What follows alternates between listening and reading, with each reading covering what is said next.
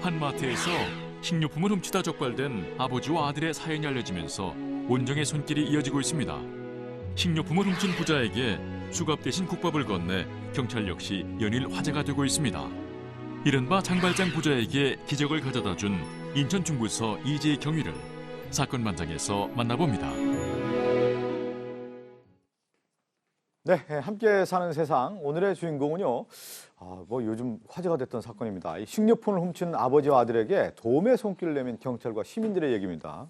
네, 오늘의 주인공 인천 중부경찰서 영종지구대의 이재익 경위입니다. 얼굴과 이름을 꼭 좀 기억해 주시고 격려해 주시면 좋겠는데요. 지난 10일 오후 4시가 좀 지난 시간에 그 인천에 있는 한 마트에 30대 아빠와 10대 아들, 부자가 들어와서 네네. 지금 CCTV 나오고 있죠. 머뭇머뭇거리면서 식료품을 가방에 담아요. 당연히 계산하지 않고 절도를 하는 겁니다. 근데 이 CCTV를 직원이 보고 있었어요.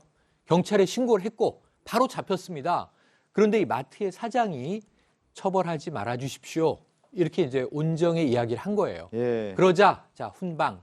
그러면 이제 이 처벌하지 않고 경찰서에 데려가지 않겠고 이재희 경위가 이 부자를 데리고 어디로 갔느냐? 국밥집으로 갔습니다.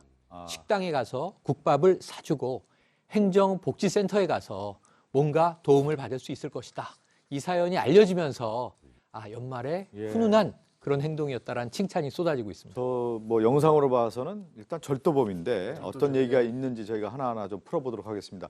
이재익 경위에게 마트 측의 신고를 받고요. 현장에 출동했을 당시 상황이 어땠는지 자세히 들어봤습니다.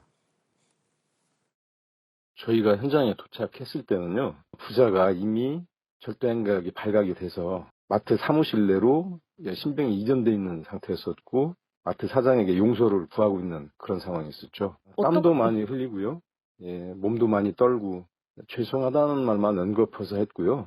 저희가 도착하고 난 다음에 왜 훔치게 됐는지는 범행 동기에 해당이 되니까요. 이제 물어봤을 때 먹을 게 없어서 그랬다, 두 끼를 굶었다. 그게 이제 가정 형편이나 부양 가족, 직업, 소득 등을 파악하는 계기가 됐습니다. 제가 현장에서 직업을 묻는 질문에 무직이라고 그랬고요. 그럼 최종 직업을 가졌던 시기가 언제인지 물어보니까 6개월 전이었고 이렇게 이야기를 했습니다. 이게 형사 입건을 해야 되는 사안인지 경찰 훈방권을 행사해야 되는 건지 그렇게 생각을 해서 사건을 진행을 했고요. 다행히 피해자인 마트 사장님이 처벌부른 의사 표시를 해주셨습니다. 그래서 이건 경찰 훈방권을 행사를 하자 이렇게 마음을 먹은 거죠.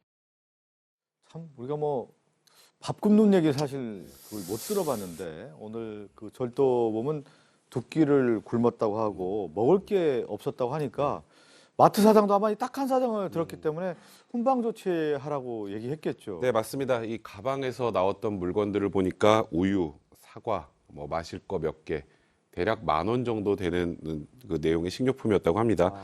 그래서 이 마트 사장도 정말 어려워서 그랬다는 걸 어느 정도 직감을 하셨던 것 같아요. 그래서 이제 처벌불원 의사 표시를 해주셔서 그래서 이제 이재익 경위가 훈방을 할 수 있었는데 이제 그래서 이제 행정복지센터를 통해서 도대체 이 가족이 어떻게 지내고 있는가를 이재익 경위가 확인을 해봤는데 확인해 보니까 기초생활수급 대상이었고요.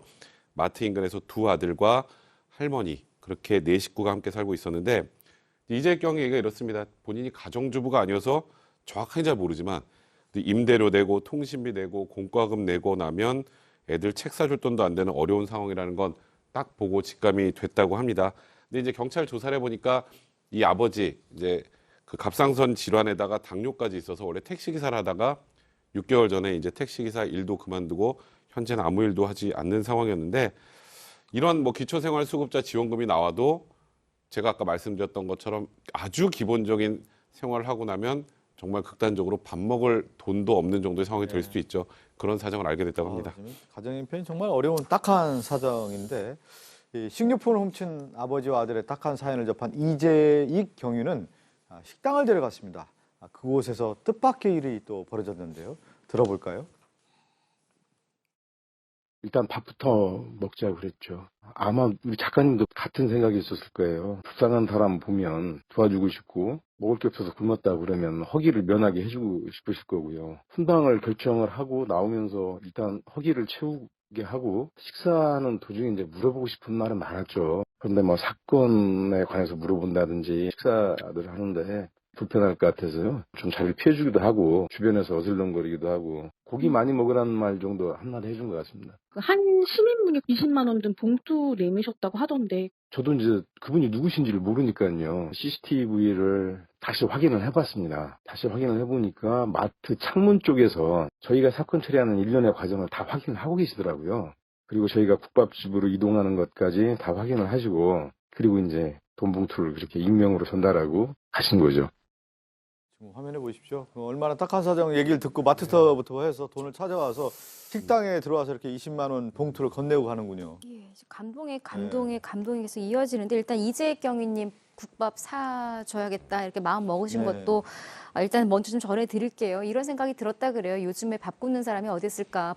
법도 법이지만 그러니까 뭐 훔치거나 이런 거에 대해서 법적인 잣대를 대기보다는 법 네. 이전에 사랑이 먼저다라는 생각으로 이제 국밥 좀 드시러 가시죠. 따뜻한 걸 사드리고 싶었다 그러고 그렇게 본인이 마음을 전하면서도 저분이 불편하시지 않을까 내가 밥 먹자고 하면 이런 생각까지 하면 상당히 배려를 했던 것 같아요. 그리고 식사 와중에도 괜히 말 시키면 또 불편하실까 봐 아예 식당 밖에 나가 계시던 차에 지금 나왔던 20만 원이 든 흰 봉투가 전달이 된 거예요. 그래서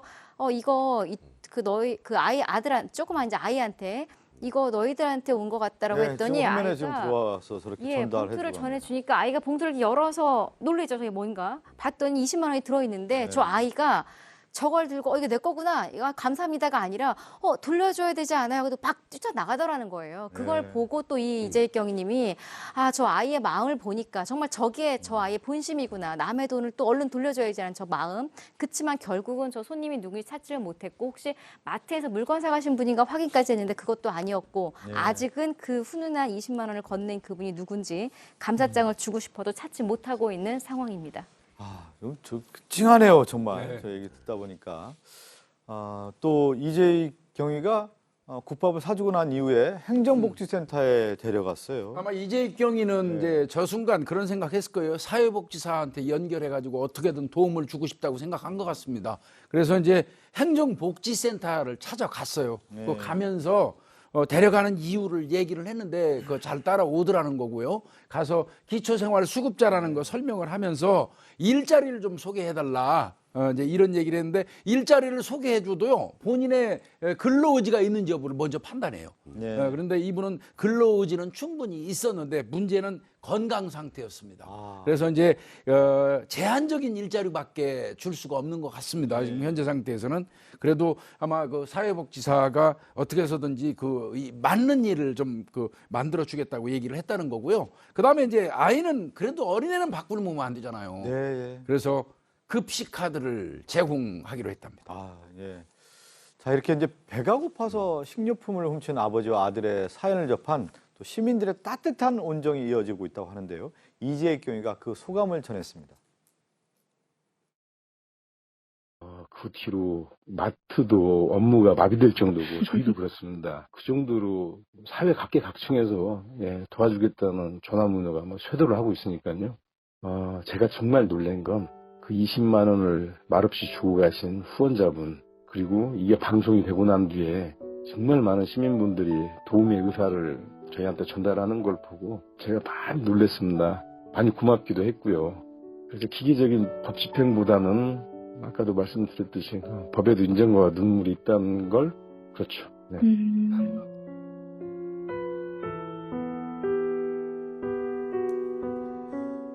이 사건 참 마음이 짠해요. 뭐 절도범이었던 마트 주인도 또 용서를 하고 또 이재익 경위는 밥을 또 사줬는데 그걸 지켜봤던 시민이 와서 20만 원 전달해주고 그 이후에 또 시민들의 온정의 손길이라고 하는데 저희가 한겨울에 춥고 배고플 때 얼마나 힘듭니까? 그렇지만 시민들이 이렇게 따뜻한 손길, 온정의 손길을 가다 보니까 아마 이 두 분 아버지와 아들 힘내서 네, 다시 사회에서 재생할 수 있다는 생각이 좀 드는군요. 오늘 이 얘기를 끝으로 인사를 나누겠습니다.